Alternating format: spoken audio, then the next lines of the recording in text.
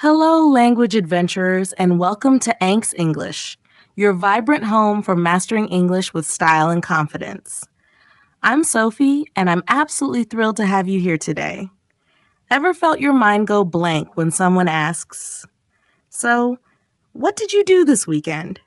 It's such an everyday question, but crafting a fluent, engaging answer in English can feel like climbing a mountain. Don't sweat it. In this jam-packed episode, I'm diving headfirst into how to talk about your weekend like a native speaker, with stories that captivate and phrases that flow. We'll explore exciting activities, essential vocabulary, interactive practice, and insider tips to make your conversations unforgettable. Stay with me until the end for a fun challenge to skyrocket your skills, and if this resonates, hit that subscribe button, share this video, and let's grow our English learning family together. Let me kick things off with a question. How was your weekend? Was it a whirlwind of excitement, a peaceful retreat, or maybe a bit of both? Talking about weekends is a universal conversation starter. Whether you're chatting with friends, coworkers, or someone you just met at a cafe, it's a golden opportunity to share your life, connect with others, and flex your English skills in a natural, relaxed way. Today, I'm spilling the beans on my own weekend, unpacking must-know phrases, and giving you practical tools to shine in any weekend-related chat.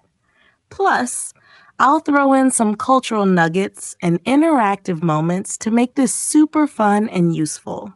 Let's dive in. Before we get rolling, I need your help. If you're loving Anks English and want more episodes like this, please smash that subscribe button and give this video a big thumbs up. Sharing it with a friend who's learning English helps us reach more learners, and your support keeps this channel thriving. You're the heartbeat of this community. Thank you for being here. Now, let's jump into the good stuff. So let's talk about my weekend. It was a glorious mix of adventure, relaxation, and connection, and I'm excited to take you through it. Saturday morning started with a burst of joy. I met up with my friend Clara at a bustling flea market in the heart of my city. The place was alive with color, vintage clothes, handmade jewelry, and stalls piled high with fresh peaches and artisan bread. We strolled through the aisles, sipping lavender lemonade and trying on quirky hats just for laughs. I ended up buying a retro vinyl record for my collection. It's a jazz album I can't wait to play. Flea markets are such a magical weekend activity, don't you think? They're like treasure hunts where you discover unique finds and soak up the local vibe. Have you ever stumbled on something special at a market, like a book or a trinket that sparked joy? After the market, I felt a surge of energy. So I decided to go kayaking on a nearby lake. The water was calm, the sky was a brilliant blue, and I paddled out with a small group of friends.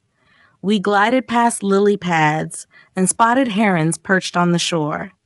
At one point, we stopped to float and share snacks, crackers, cheese, and some juicy grapes. Kayaking is one of those activities that makes you feel alive and connected to nature. It's not just about the exercise. It's about the peace of being on the water and the laughter that comes with splashing your friends by accident, or maybe on purpose. Outdoor adventures like kayaking, hiking, or even a picnic in the park are perfect for recharging your soul. What's an outdoor activity you love on weekends? Saturday evening was a total vibe shift. My neighbor hosted a karaoke night at their place, and let me tell you, it was epic. They set up a makeshift stage in their living room, complete with a disco ball and a microphone that echoed a bit too much. I belted out a cheesy 80s pop song. Definitely not my finest vocal moment, but everyone cheered anyway. We munched on pizza and homemade brownies, and I met a couple of new people who shared my love for cheesy music. Karaoke nights are such a fun weekend activity. They're all about letting loose, laughing at yourself, and bonding over shared silliness. Parties like this, whether it's karaoke, a game night, or a backyard barbecue, are great for practicing English because you get to chat, joke, and tell stories in a relaxed setting. Have you ever been to a party that left you smiling for days? Now, let's ease into Sunday. I like my Sundays to feel gentle and restorative. I started the morning with a cozy journaling session. I sat by my window with a steaming mug of chamomile tea, writing about my week and dreaming up goals for the month ahead. Journaling is my way of reflecting and finding clarity. It's like a mini therapy session. If you've never tried it, it's a beautiful way to start your day. Other mindfulness practices like meditation, stretching, or even sipping coffee in silence can set a calm tone for your Sunday. After journaling, I whipped up a quick breakfast, avocado toast with a sprinkle of chili flakes.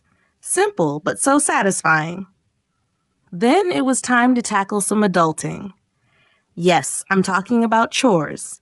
I dusted my shelves, folded laundry, and even cleaned out my fridge. Goodbye, mystery leftovers. Chores aren't the highlight of anyone's weekend, but there's something oddly rewarding about a sparkling home. It's like hitting the reset button for the week. To make it fun, I blasted my favorite playlist and danced around with the vacuum cleaner. Don't judge me. Once the chores were done, I rewarded myself with a long, lazy afternoon on my couch with a detective novel. I'm obsessed with this book. It's full of twists, and I couldn't stop turning the pages. Reading is my ultimate escape. Whether it's a novel, a comic, or even a news article, it's a chance to unwind and travel somewhere new without leaving home. What's something you love to dive into on a quiet Sunday? Sunday evening was all about family. I hopped on a video call with my grandparents, who live across the country.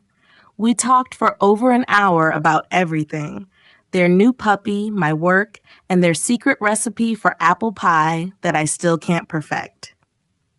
Grandparents have the best stories, don't they? After the call, I cooked a cozy dinner, creamy mushroom pasta with a side of garlic bread, and settled in to watch a nature documentary. It was about coral reefs, and the visuals were so stunning I felt like I was swimming in the ocean. Family time, whether in person or virtual, and a quiet night at home wrapped up my weekend perfectly. That's my weekend, a colorful blend of exploration, self-care, and connection. But enough about me. Let's talk about you. Describing your weekend in English is a superpower that'll make you shine in conversations. Let's break down some key phrases and strategies to make your stories pop. To ask someone about their weekend, try these. How was your weekend? It's classic and warm. Or, what did you get up to this weekend? It's casual and curious. For a specific angle, say, did you do anything fun over the weekend? When answering, start with, my weekend was incredible. Or, it was super chill. Then, layer in details. On Saturday, I went kayaking with friends. Or Sunday, I just read and relaxed. These phrases are versatile and easy to tweak for your own experiences. Here's a crucial tip. Use the simple past tense for what you did. Say I sang karaoke, not I sing karaoke. Or I visited a market, not I visit a market. Past tense is non-negotiable because you're talking about events that are done. Let's do a quick vocab breakdown for common weekend verbs in past tense. Go becomes went, eat becomes ate, see becomes saw, do becomes did, have becomes had, buy becomes bought, meet becomes met, and relax becomes relaxed. If you're unsure about a verb, write down a few activities from your last weekend and look up their past tense forms. This small step will make your English sound smooth and authentic. Let's try an interactive exercise to lock this in. Imagine I'm your friend and I ask, "Hey, how was your weekend?" Pause the video for 10 seconds and say your answer out loud. Start with, "My weekend was great," or "It was relaxing." Then add 2 activities in past tense, like "I went shopping and watched a movie." Ready? Go? All right, now flip it. Pretend you're asking me. I'd say, "My weekend was awesome. On Saturday, I explored a flea market and sang karaoke. Sunday was chill. I journaled and called my grandparents." Notice how I use past tense verbs like explored, sang, and called, plus some descriptive words? That's your target. Practice this a few times, and it'll feel like second nature. Let's brainstorm more weekend activities you might talk about to spark ideas for your conversations. Maybe you went shopping at a mall or a street market, buying new sneakers or picking out fresh veggies. Shopping is a great way to treat yourself or get inspired. Or perhaps you dove into a hobby like painting, baking a cake, or strumming a guitar. Hobbies are conversation gold because they reveal your passions. If you're into sports, maybe you played soccer, went for a jog, or watched a basketball game with friends. And don't sleep on relaxing activities like binge watching a series, tending to your plants, or taking a long nap. Every activity, big or small, is a story waiting to be told. Let's add a cultural twist here. In many English-speaking countries, weekends are sacred for unwinding or catching up. In the US, you might hear about people tailgating at football games or hosting potlucks. In the UK, a Sunday roast with family is a big tradition. Think roast beef, potatoes, and Yorkshire pudding. In Australia, beach trips or barbecues are huge, even in cooler months. Knowing these cultural habits can make your conversations richer. For example, if you're chatting with an American, you might ask, "Did you watch any sports this weekend?" Or with a Brit, "Did you have a big Sunday lunch?" These little touches show you're tuned in and make your English feel more natural. Now, let's level up with 5 pro tips to master weekend conversations. First, keep it simple. Pick 1 or 2 highlights, not your entire schedule. Second, use vivid adjectives instead of good. It was good, say it was exhilarating, or it was so tranquil. Third, stick to past tense for accuracy and fluency. Fourth, be an active listener. When someone shares their weekend, ask follow-ups like, "What was the market like?" or "Who was at the party?" It keeps the convo flowing and shows you care. Fifth, embrace imperfections. Mistakes are part of learning, and native speakers mess up too. The goal is connection, not perfection. Let's do another quick exercise to practice descriptive language. Think of one thing you did last weekend. Maybe you ate dinner out or stayed home. Now, describe it in 1 sentence, but use a colorful adjective. Instead of "I ate pizza," say "I savored a delicious pizza with friends." Pause the video for 5 seconds and try it out loud. Go. This trick makes your stories more engaging and helps you stand out as a confident speaker. Talking about weekends isn't just about grammar. It's about weaving connections. When you ask someone about their weekend, you're peeking into their world, their hobbies, their loved ones, their joys. And when you share your own, you're inviting them into yours. So, next time someone says, "What did you do this weekend?" take a deep breath, smile, and share a moment that matters. Even a simple story like "I took a walk and listened to music" can spark a meaningful chat. Looking ahead, I'm already buzzing for my next weekend. I'm thinking about visiting a botanical garden and trying a new recipe, maybe homemade tacos. What about you? Got any plans that get you excited? Whether it's a grand adventure or a cozy day in, every weekend is a canvas for new memories. Here's your challenge to wrap things up. I want to hear about your weekend. In the comments below, share what you did last weekend. Use at least 3 past tense verbs and 1 descriptive adjective. For example, my weekend was fantastic. I visited a market, ate amazing sushi, and relaxed with a book. I'll be reading every comment, so don't hold back. Tell me your story. For extra practice, record yourself saying your answer and play it back to hear how natural you sound. It's a powerful way to build confidence. One last reminder before we go.